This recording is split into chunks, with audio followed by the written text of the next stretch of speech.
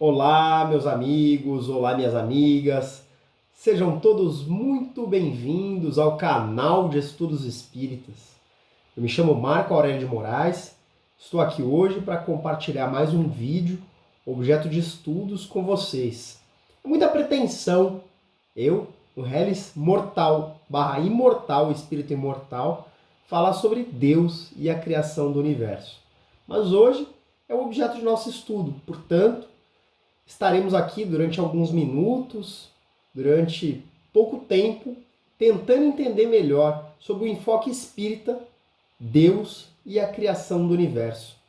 A bibliografia principal é o livro Iniciação ao Espiritismo, da Dona Terezinha Oliveira, cujo qual adotaremos aqui como objeto de estudos. Deus. Será que Deus existe? Para muitos, Deus não existe e o universo criou-se ao acaso. O que diz a doutrina espírita, codificada por Allan Kardec? Allan Kardec abre o Livro dos Espíritos perguntando, redarguindo aos espíritos superiores que é Deus, na questão de número 1 do Livro dos Espíritos. Notem a inteligência do codificador. Ele não se refere a uma pessoa, quem é Deus ou o que é Deus, e sim que é Deus. E os espíritos lhe respondem de uma maneira sublime, objetivamente, dizendo que Deus é a inteligência suprema, causa primária de todas as coisas.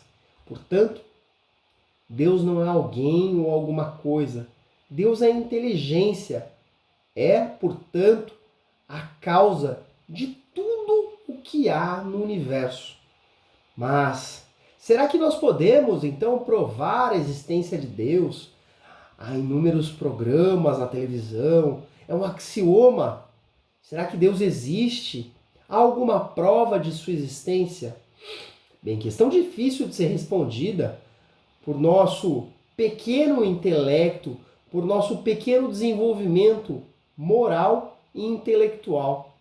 Mas, se assim nos apequenarmos e observarmos, toda a causa inteligente demanda um efeito inteligente. O efeito nunca é superior a uma causa. Portanto, tudo o que há no universo foi criado por Deus. Se assim observarmos, não há acaso no universo. É claro que os materialistas dirão algo diferente, que o universo foi criado pelos elementos existentes que deram origem a uma grande explosão, que se uniram e deram origem a uma grande explosão.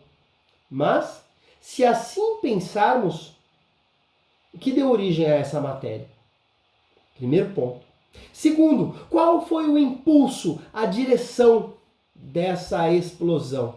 Portanto, temos que observar que o universo é um princípio inteligente. E como princípio inteligente, ele teve uma origem. E essa origem foi causada por algo. Portanto, Deus. Não há acaso no universo.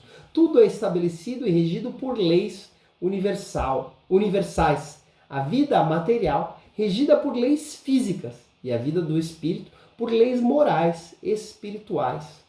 Gosto de citar Théophile Gautier, que diz: o acaso é talvez o pseudônimo de Deus, quando ele não deseja assinar. Portanto, se assim observarmos, a natureza não pode ter se autocriado. Ela não teria criado a si mesma. Kardec comenta o item 7 do Livro dos Espíritos. Vejamos. Atribuir as propriedades íntimas da matéria à formação primária das coisas seria tomar o efeito pela causa, pois as propriedades são em si mesmas efeito, o que deve ser uma causa. O mundo me intriga. Não posso imaginar que esse relógio exista e não haja relojoeiro.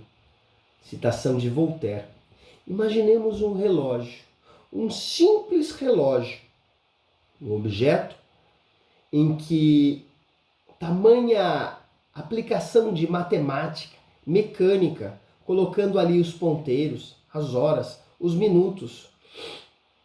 É possível imaginar que esse relógio exista sem que haja um relojoeiro, sem que haja alguém inteligente que tenha planejado esse relógio. Imaginemos, pois, um aparelho mais complexo, o celular. Esse aparelho que grava, conecta-se à rede social, à internet. Esse aparelho que contém mais informações na palma das mãos do que o imperador romano teria à sua época. Esse portentoso aparelho teria se criado sozinho, sem um projeto, sem uma mão humana, sem uma ajuda? É óbvio que não, pois esse efeito inteligente provém de uma causa inteligência, de um projeto de engenharia. E o universo de igual modo.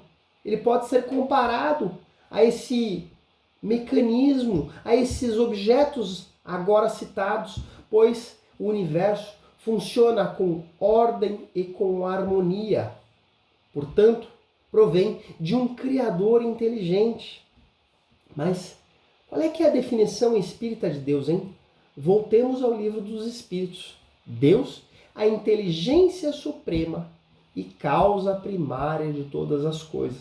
Portanto, não vejamos Deus com olhos humanos. E muitos aqui dirão, eu não acredito.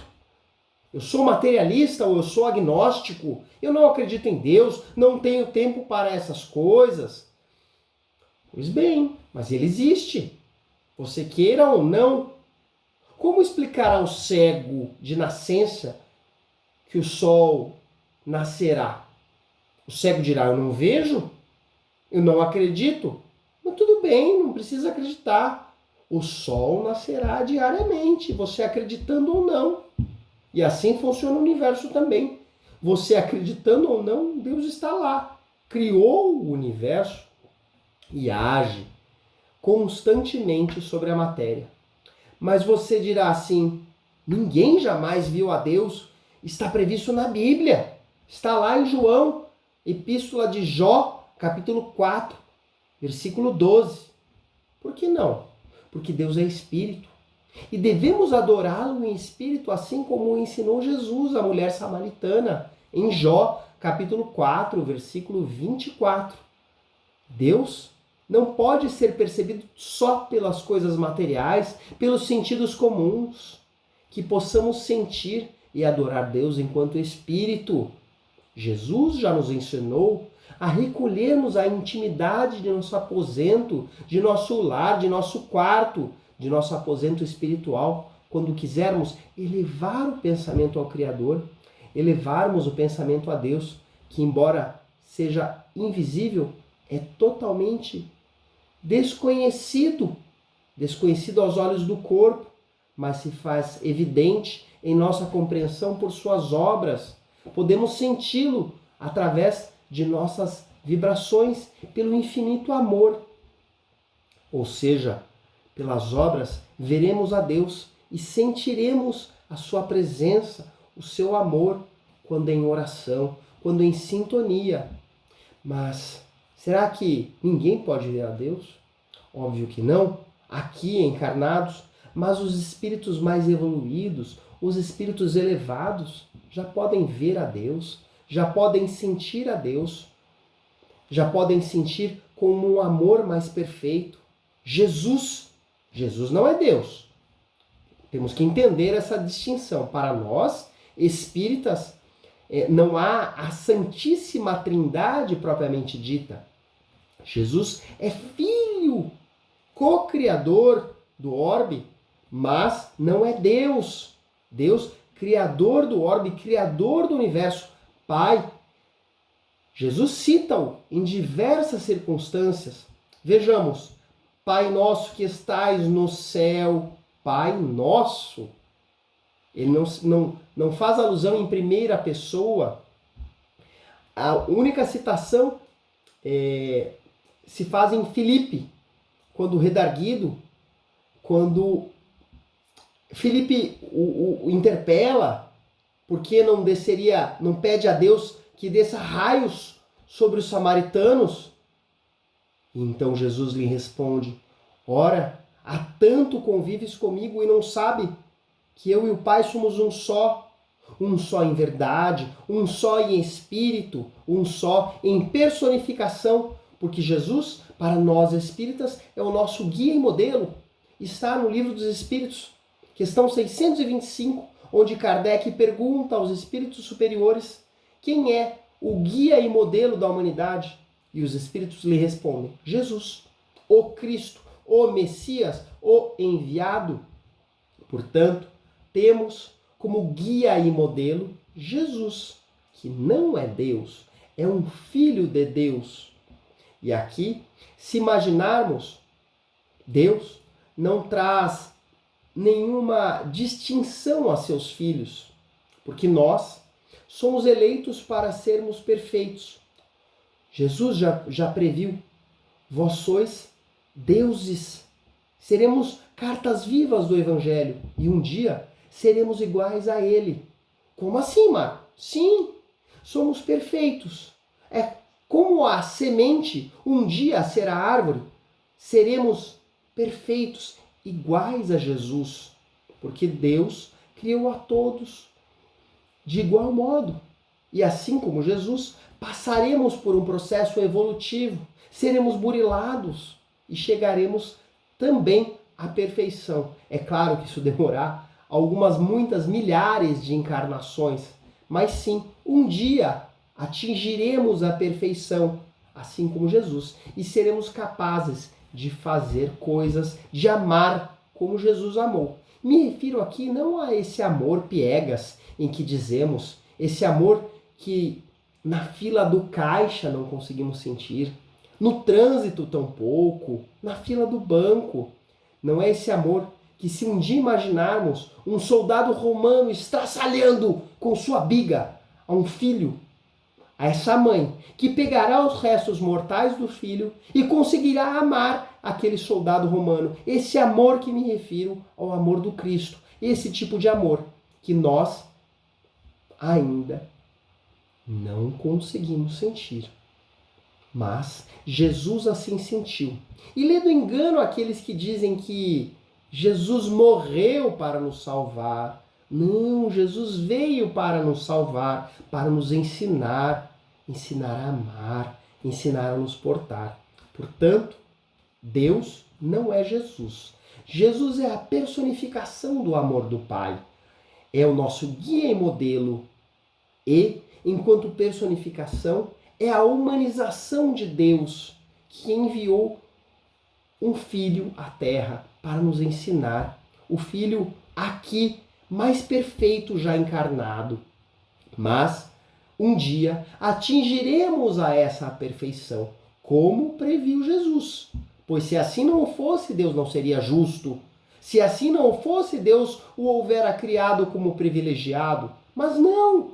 Jesus passou pelas mesmas dores, pelos mesmos sofrimentos hoje que nós sentimos. Obviamente não na Terra, em outros orbes, pois, como já previsto e já dito por Jesus, há muitas moradas na casa de meu Pai. Portanto, temos de entender que Deus é o Pai, Jesus, seu Filho. Mas quais são os atributos de Deus, hein? Como é que nós vemos Deus? Bem, Deus é, primeiramente, eterno. Eterno por quê? Porque nós não podemos prever o começo de Deus. Como assim, Marco? Ora, como se originou Deus? Não nos é lícito saber. É uma pergunta que nunca não dá para dizer, mas hoje nosso intelecto não é capaz de responder. Qual foi a origem de Deus? O homem não sabe e não saberá por um longo período. Então, Deus é eterno. E Deus também é imutável.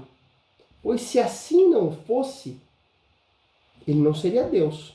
Ele não muda, ele não se modifica. Não está sujeito a mudanças. Por quê? Porque não é material, não é matéria. Deus é espírito. E suas leis que regem o universo são também imutáveis, pois se assim não fossem, estariam sujeitos à mudança, estariam sujeitos a intempéries e o seu Criador não seria Deus. Mas Deus governa o universo por leis imutáveis. E Deus também é imaterial, não é matéria, é espírito. Pois se fosse material, estaria sujeito à matéria, estaria sujeito a mutações, a transformações.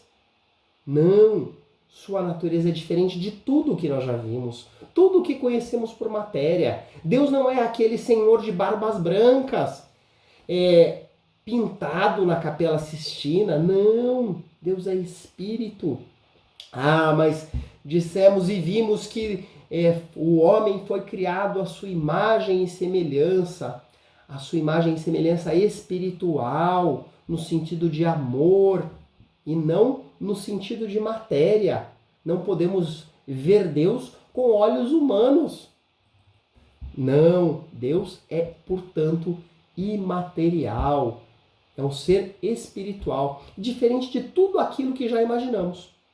Mas Deus também é único, pois se assim não fosse, haveria de ser outro como ele, e não seria Deus.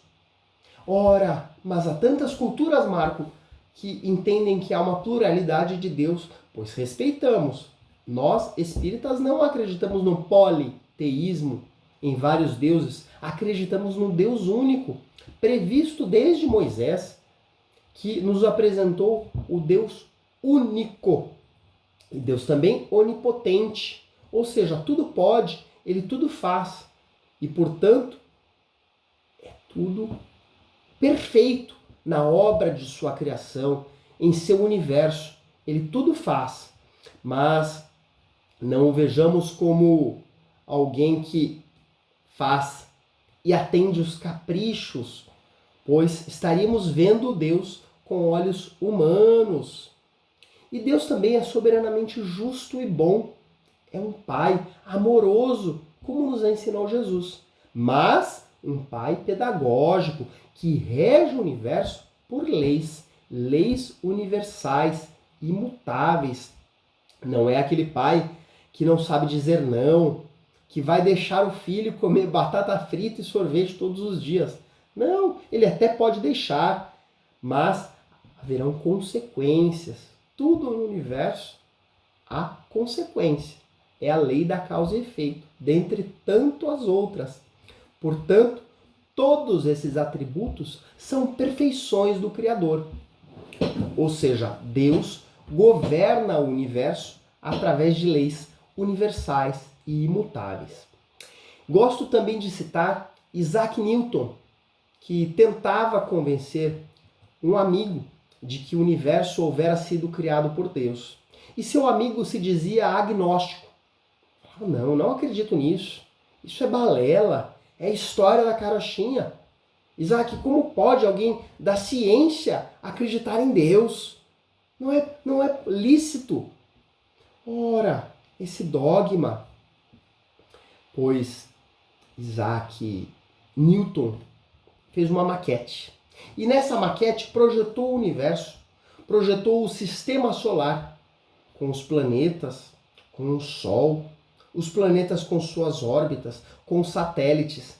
E através de manivelas, os planetas orbitavam e giravam em torno do Sol. Deixou lá, de um dia para o outro. Chamou o amigo, que chegando lá ficou maravilhado com tamanha engenhosidade de sua maquete. E disse, nossa, que obra maravilhosa! Quanto tempo levaste para criar isso? Isaac Newton lhe respondeu, não fui eu quem criei. Isso foi obra do acaso. Acredite! Os planetas se aqui aglomeraram, se juntaram, se explodiram, se afastaram e aqui orbitam em torno da estrela maior, mas tudo obra do acaso. Ora, que lição para provar que todo o efeito inteligente é necessário uma causa inteligente. Ou seja, Deus, em sua infinita bondade e misericórdia, criou a tudo, criou o universo. Muito bem, adorar a Deus é fazer a vontade dele, o nosso Pai, ou seja, cumprir suas leis. Jó, capítulo 5, versículo 30. Falemos um pouquinho da criação. Como é que se deu a formação do universo? Como é que a vida começou na Terra? Bem, o ser humano ainda não tem condições para conhecer inteiramente o princípio das coisas. À medida em que progredir, que evoluir estudos e pesquisas, entenderá melhor o propósito de Deus e os elementos da natureza. Mas temos já algumas visões. A visão da ciência. A ciência propriamente não vai estudar Deus atuando na criação do universo. Nunca veremos uma banca de pesquisadores da USP estudando a origem do universo sob o aspecto divino, sob o aspecto religioso. Não, nem a função da ciência. A função da ciência não é essa. Entendamos, por exemplo, a astronomia estudará a constituição e o movimento dos astros. A geologia, a formação da Terra, a formação física da Terra. A antropologia, o estudo do homem e os grupamentos humanos. A paleontologia, o estudo dos fósseis. A biologia, o estudo da vida e os processos vitais que dela fazem parte. Portanto, a ciência estudará a formação do universo e a vida existente na Terra. Para a ciência, o universo formou-se de uma grande explosão que se conhece por Big Bang. Essa é uma citação que coube ao astrônomo inglês Fred Hoyle. É uma teoria que a ciência considera válida, mas há muitos progressos já da física, da matemática e da engenharia para entender que a formação na Terra se deu há bilhões e bilhões de anos e que os processos se estenderam por largos períodos. A vida se manifestou na Terra em progressões, em formas primárias, em organismos unicelulares. A vida iniciou-se no oceano e passou-se de unicelular para pluricelular. Uma evolução contínua. Assim, a espécie humana, para a ciência, foi a última a surgir. A explicação na ciência é que o homem resulta da última etapa de um processo de evolução orgânica em relação ao hominídeo, derivado lá do gênero Homo dos macacos. Portanto, o homem é um processo de evolução natural. Para a ciência, como? A natureza não dá saltos. Onde especificamente? Segundo a ciência, a vida humana originou-se na África. Mais precisamente, uma descoberta datada de junho de 2003, escavações de fósseis na Etiópia. Lá originou-se a vida humana na Terra. Muito bem, tudo iniciou-se através da monogênese africana. Mas esse não é propriamente nosso objeto de estudo. O que é que diz o Espiritismo? Bem, o Espiritismo diz que Deus criou dois únicos elementos, duas únicas coisas. Primeiro deles, o princípio inteligente. Deus criou os espíritos, o processo evolutivo, os seres espirituais. E Deus criou o fluido cósmico universal. Toda a matéria existente no universo. Esse livro, esse computador, esse celular, tudo iniciou-se do fluido cósmico universal. Eu, você, todos nós, toda a matéria que existe no universo, conhecida e desconhecida, foi criada pelo fluido cósmico universal. E o espaço é infinito, não existindo nenhum vazio, existindo espírito e matéria. É isso que nos diz o Espiritismo. E os mundos? Bem, os mundos são diversos. É muito egoísmo de nossa parte imaginar que só na Terra existe vida inteligente. Seria muito egoísmo. Deus criou uma infinidade, uma pluralidade de mundos, de galáxias. Hoje, muito válida também a teoria dos multiversos, da pluralidade de universos. Não sabemos hoje quantos mundos existem para se formar, e quantos já desapareceram, e quantos ainda desaparecerão. O que nós sabemos? Que a Terra, criada de elementos orgânicos, que modificaram-se e deram origem a diversos seres, incluindo o homem. Isso que nós sabemos. É isso também que nos diz o Espiritismo. Ele é criacionista, ou seja, ele dá razão a uma criação divina, e evolucionista, uma evolução humana. Criacionista em relação a Deus e evolucionista em relação ao ser humano, às espécies que precederam. Temos essa base também científica. Mas e a criação segundo a Bíblia, Marco? O que nós podemos dizer? Bem, aqui nós temos que tomar muito cuidado. Primeiro, temos que entender que a Bíblia é um livro histórico, um livro humano. O próprio nome já diz. Bíblia vem de biblos, do grego biblos, que significa livros. E nós temos que tomar muito cuidado. Nós temos que dar contexto ao texto, ou seja, interpretar a Bíblia, porque senão estaremos reféns de situações muito delicadas. Vejamos o Antigo Testamento. Temos que ter esse esmero, esse cuidado. Porque se interpretarmos a Bíblia ao pé da letra, nós estaremos imaginando uma notícia, lendo uma notícia datada de 2000 anos atrás, de mais de 2000 anos atrás. Vejamos, interpretemos a seguinte notícia. Operação Lava Jato leva mais de 100 pessoas à cadeia. Opa! Como assim? Hoje nós entendemos o que é a Operação Lava Jato, uma operação baseada na polícia. A Polícia Federal investigou e levou inúmeros acusados ao cárcere. Pois bem, mas se interpretarmos essa notícia ao pé da letra, não conseguiremos entender nada. Porque o que é Lava Jato? É aquele equipamento que lava carros. Como é que o equipamento que lava carros leva pessoas à cadeia?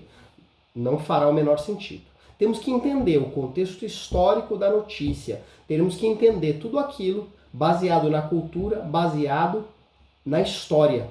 E assim, de igual maneira, é a Bíblia. Por exemplo, o Antigo Testamento previa uma série de situações.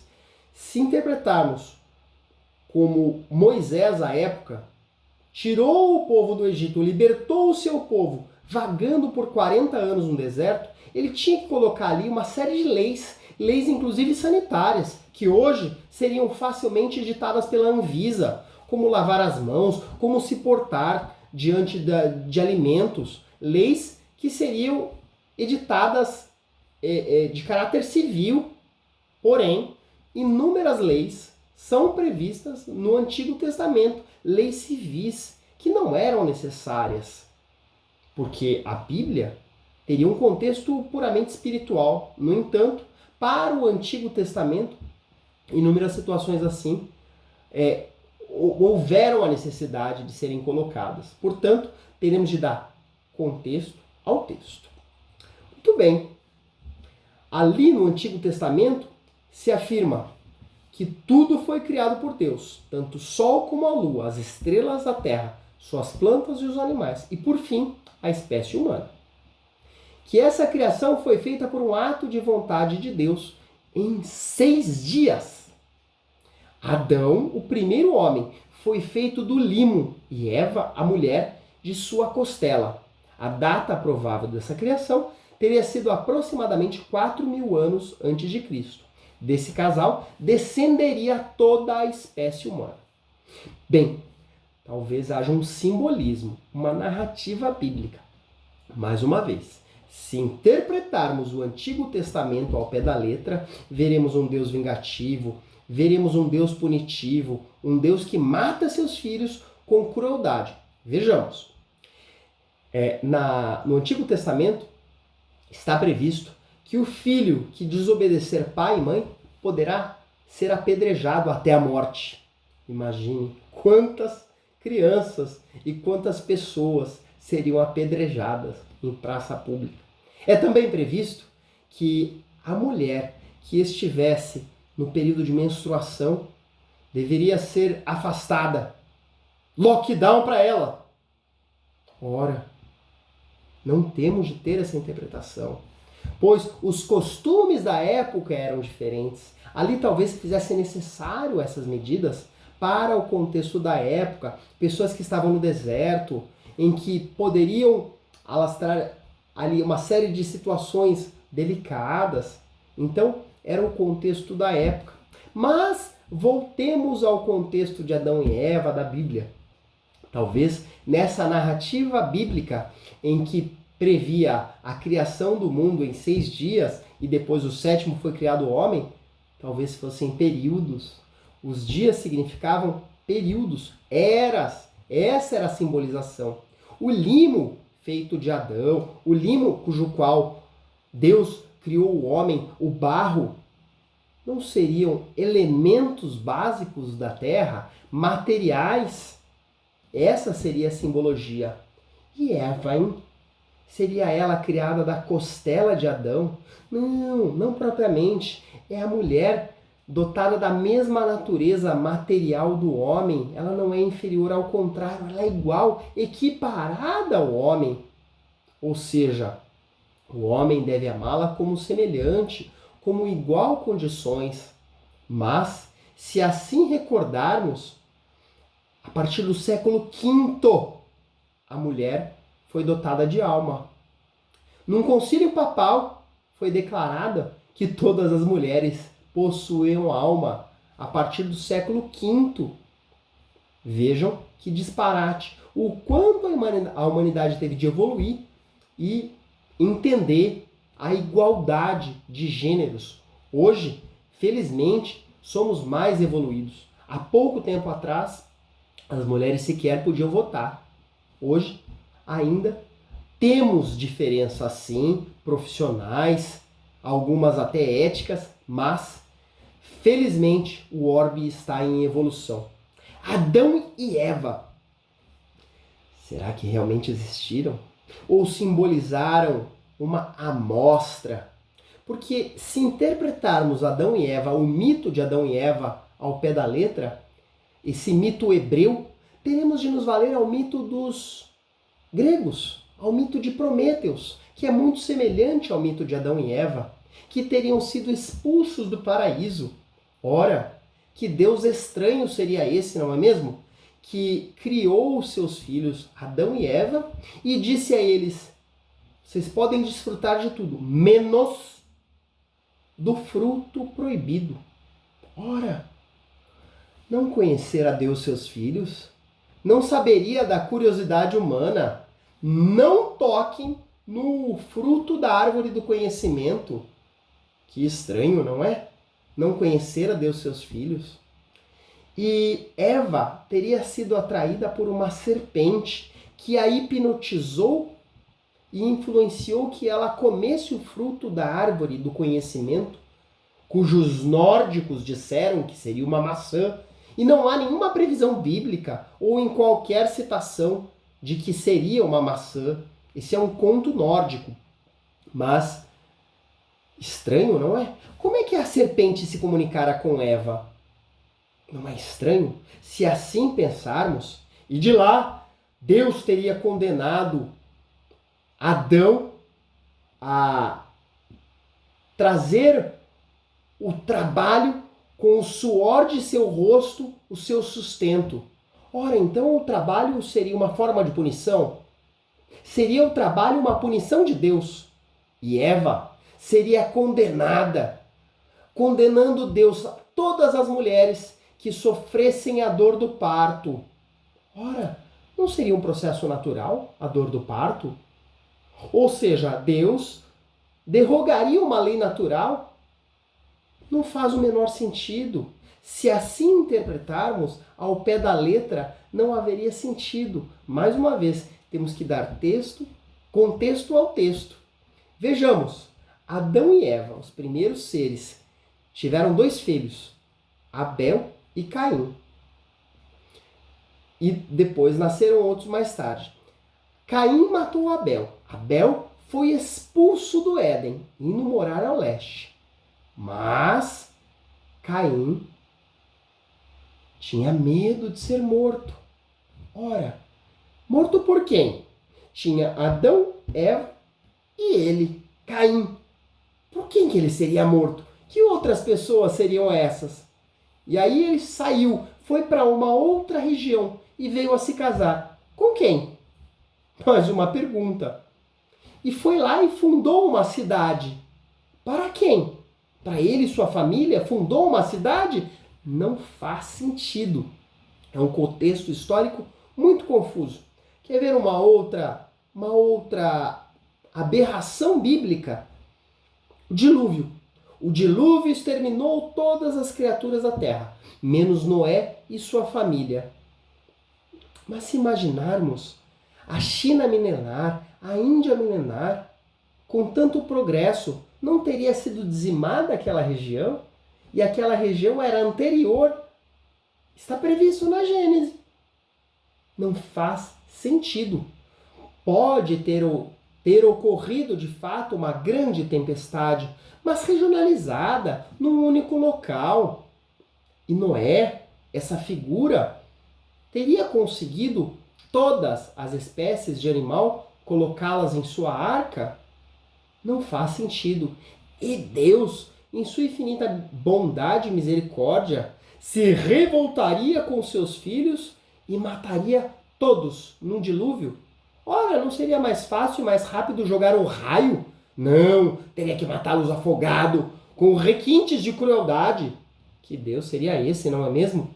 Vingativo, que cria e se arrepende e mata-os e depois recomeça. Seria um Deus um tanto estranho. Temos de entender que nesse contexto há uma analogia, há uma espécie de fábula, e temos de entender tudo isso. Pois Adão significa o quê? Um grupo humano, um agrupamento de pessoas que viveram num determinado local diante de um determinado período. Uma colônia de espíritos que vieram à Terra de outros orbes e aqui chegando se tiveram contato e se reproduziram com os espíritos que aqui já existiam, dando origem a novos seres. Portanto, o espiritismo ele é criacionista, admitindo um Deus criador, que o separa de sua criação, ou seja, Deus que cria o homem, que cria o universo, e também o aspecto evolucionista, ou seja, admite no universo transformações progressivas, evolutivas, sob tal ponto, discordando da Bíblia, do Antigo Testamento, se tomada ao pé da letra, se interpretada ao pé da letra. Ou seja, concorda com a ciência em parte, interpretando essa questão evolutiva dos seres corpóreos, sendo, portanto, criacionista e evolucionista. Por fim, vou me valer de Eurípides Barçanufo, falando sobre Deus. O universo é obra inteligentíssima, obra que transcende a mais genial inteligência humana. E, como todo efeito inteligente tem uma causa inteligente, é forçoso inferir que o universo é superior a toda inteligência. É a inteligência das inteligências, a causa das causas, a lei das leis, o princípio dos princípios, a razão das razões, a consciência das consciências. É Deus. Deus, nome 1000 vezes santo, que Isaac Newton jamais pronunciava sem descobrir-se. Meus amigos, encerro mais um vídeo, que possamos elevar o nosso pensamento a Deus. Fiquem com Deus. Até a próxima.